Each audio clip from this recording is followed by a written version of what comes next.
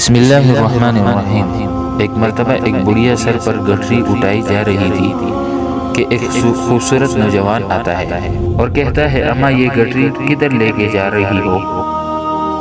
مجھے دے دے، میں اٹھاتا ہوں۔ بڑھیا کہتی ہے، بیٹا سنا ہے شہر میں ایک جادوگر آیا ہوا ہے جس کا نام محمد ہے۔ جو اس سے ملتا ہے یا اس سے بات کرتا ہے وہ اسی کا ہو جاتا ہے۔ میں اسی کے ڈر سے یہ شہر چھوڑ کر جا رہی ہوں۔ منزل پر پہنچا جوان نے بڑھیا کا سامان سر سے اتارا اور اس سے اجازت چاہی۔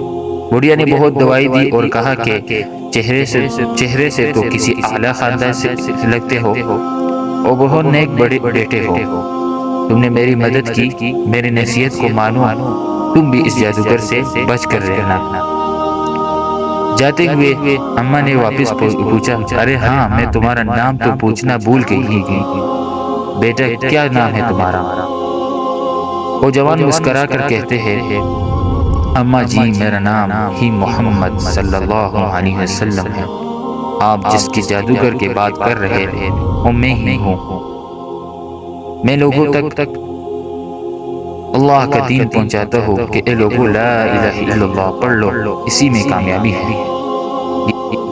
بڑھیا کا یہ سننا تھا اور بڑھیا نے کہا، مجھے بھی یہ کلمہ پڑھاؤ تاکہ میں بھی ایمان والی بن جاؤں، اور وہ بڑھیا مسلمان ہو گئی۔